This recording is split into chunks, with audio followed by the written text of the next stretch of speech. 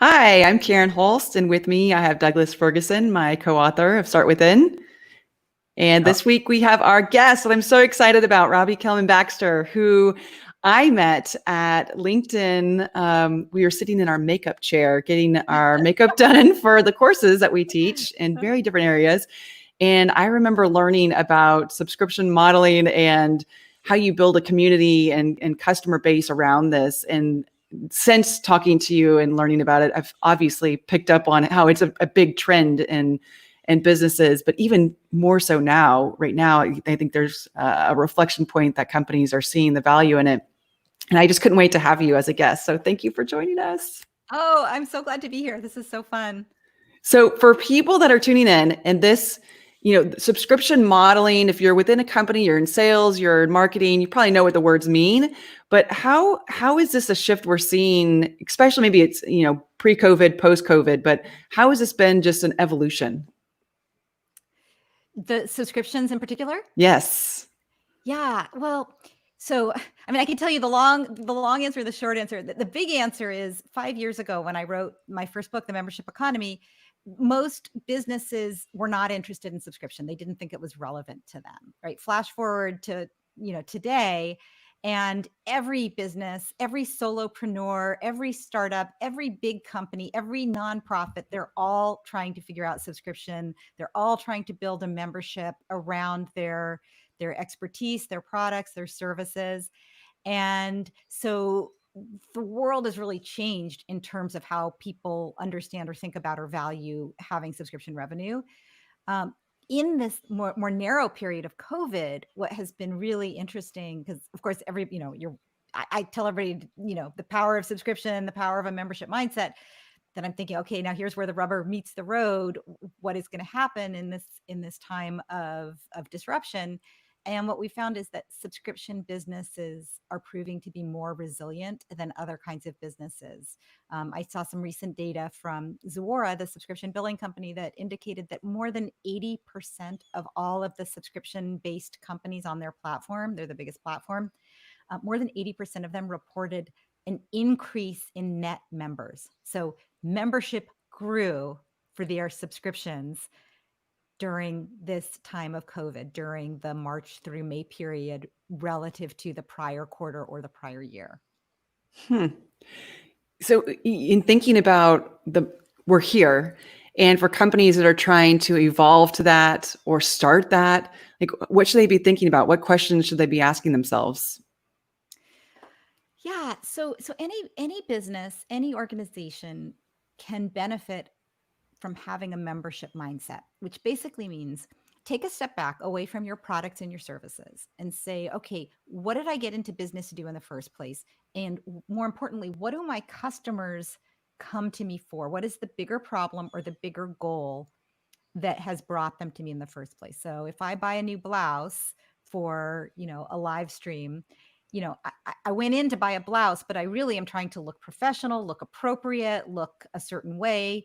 And the organizations that can tap into that bigger, longer term goal can justify an ongoing relationship with me and recurring revenue. So if you're just getting started, whether you're in a big company as an intrapreneur, or you're starting your own thing, or you have your own subject matter expertise and you're building around it, you want to say, what is that long-term promise that I'm making to my customers? What is that big problem I'm solving? What is that goal I'm achieving? Start there, optimize your product for that. And then if you want to, you don't have to, but if you want to, then you can start charging on a subscription basis, because a subscription is just a pricing decision. Membership is about the mindset. I love that.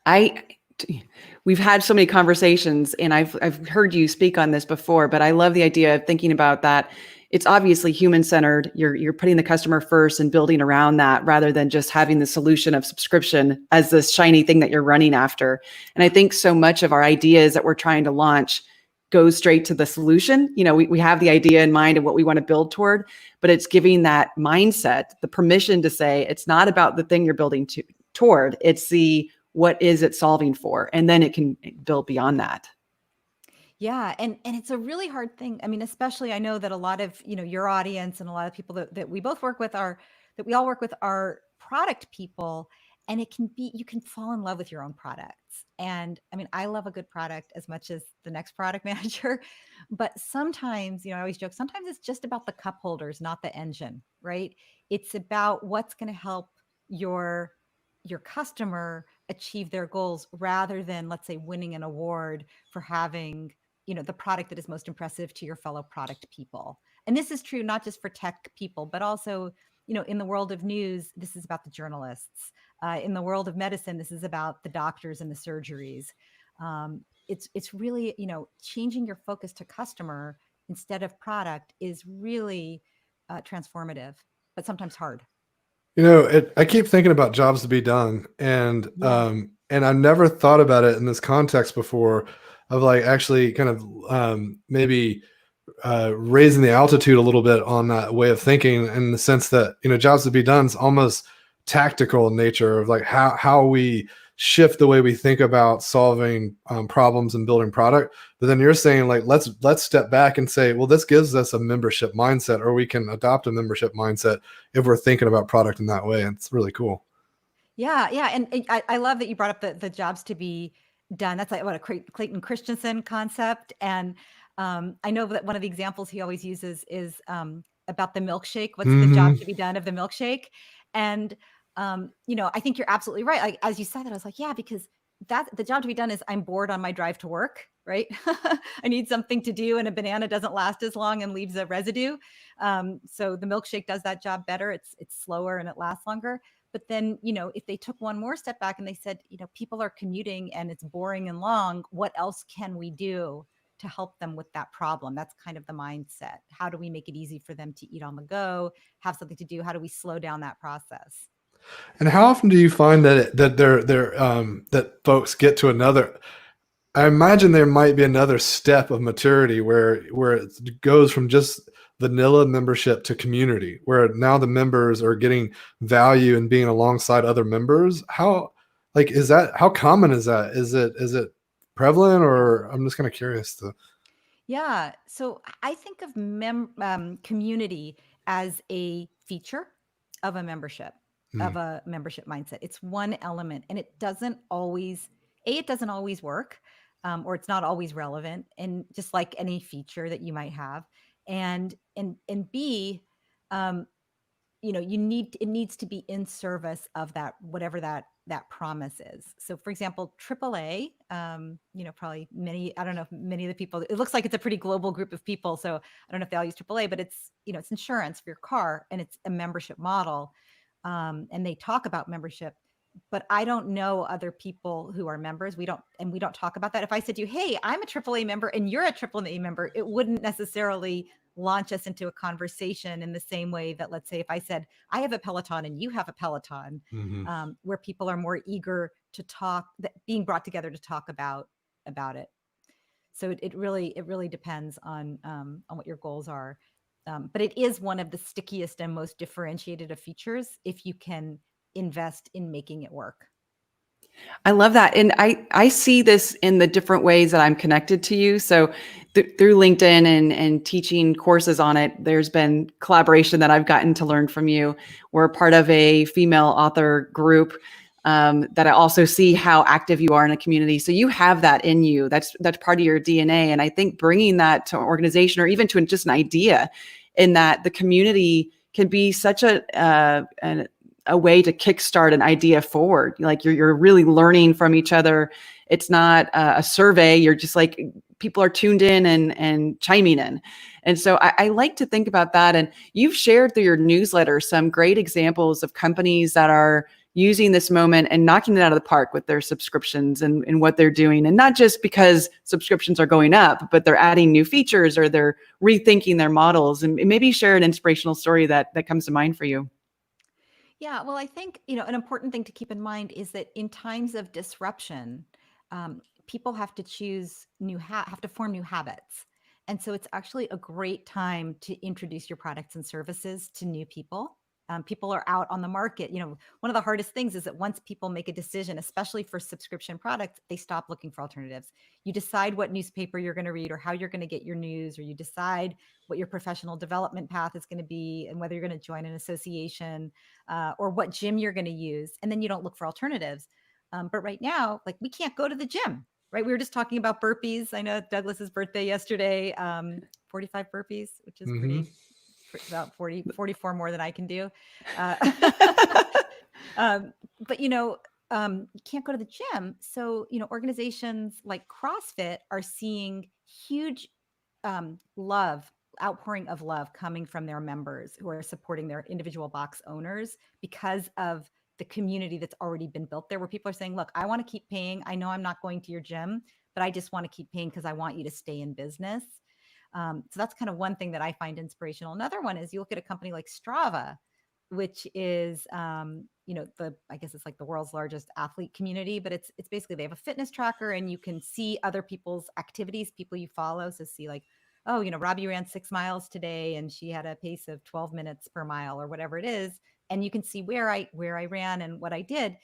People are moving to that kind of a model to find connection and maybe rediscovering running or rediscovering cycling, and having this new way. And when things change back, if they change back to us being able to go to gyms again, some of those people may go back to their gym workouts, and others might say, this is my new normal, or this is a tool in my toolkit, right? Same thing with Zoom as a way of connecting. I think we're all eager to go back to seeing each other in person, but for many people who never used online, video conferencing, this is now a new tool that you can use to socialize with family and friends that live far away. Yes. We talk about it in the book too, this moment of trying to disrupt. And if you think about the idea of trying to bring subscription, new models to your business or to what you're doing, one of the things that we talk about in the book is how to break assumptions and biases that might be built into your product or your idea. So you might think, subscription doesn't really fit my business model. And this is an exercise that you can go through and start to say, why do I believe that? What's holding me back? Or where might I kind of pull at that a little bit more? And I think your examples of the gym are a great one. I recently had a children's museum that I pay a monthly fee for. We aren't going. And they reached out to say, we paused. We're not charging you monthly. We're not open. You're not able to come. They could have just kept taking my money. I would have kept paying because it's such a nominal fee. And I really believe in the work that they're doing, but they did that. And then they said, but if you want to sign up for this, we're going to be doing these online virtual experiences and we'll turn it back on when we are, open. Yes. Sign me up for that. That was such an easy click. And I think that bringing value to your customers and your clients is what this is all about. Yeah. I love that. And I'm wondering, I know people are listening and they're kind of piping in, wishing Douglas a happy birthday and so on.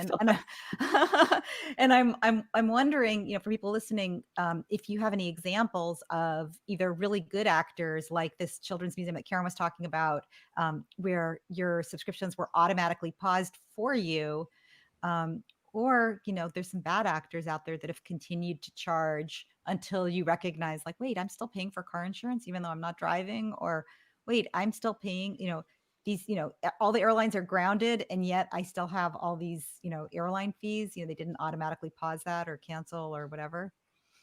So maybe while the audience pipes in on some stuff, I have a story. I was once working with a telecom company and they told me that they still have some old grannies that are paying for their dial phone, rotary phones, like a rent, like $5 a month or whatever. It's like, really? You can't just like remove that from the bill? That's so unethical, in my opinion. I'm sure you saw this, Netflix on that category, they call it, I think, zombie customers.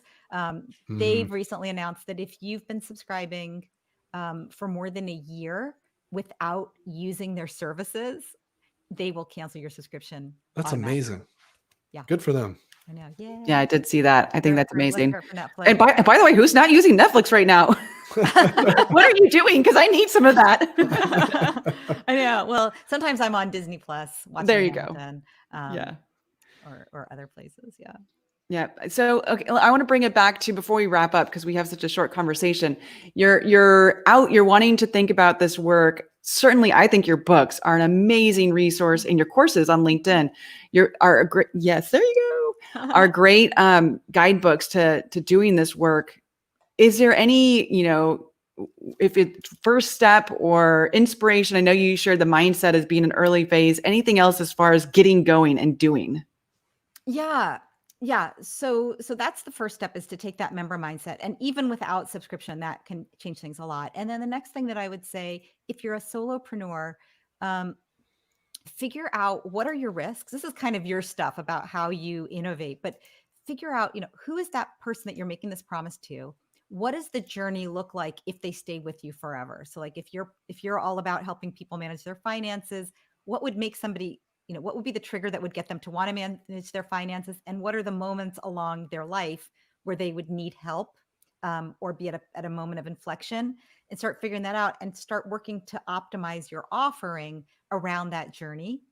And so you're thinking about both what are the features for acquisition, but also what are the features for engagement and expansion that are going to make your products and services into an ongoing habit. Because that's really what all of this is moving toward, is how do you build an ongoing relationship with the people you serve that justifies ongoing revenue? Excellent. Well, I think that brings us to time. It's been so fantastic having you here today, Robbie. I bet we could So talk fun. for hours. And it was really great to hear about, just this focus on, the problem so that you can have a more longitudinal relationship with the customer and think about these engagement factors. And I personally love this notion of, instead of just like focusing on, oh, we got to have a subscription model or we got to build community, what's actually in service of that problem and how can we work best with our customers? So thanks for sharing. Oh, it's been such a pleasure. It's so fun you guys are so smart and creative. I love talking to you. It's been a treat. Excellent. Well, thanks for tuning in, everyone. And we do these every Friday. If you're interested in coming on with us and sharing your insights around innovation or things you liked about the book, reach out to us. We're both on LinkedIn, and we hope to see you soon. Yep. You can find us at start-within.com, or you can buy the book on Amazon. Yep. Buy the book.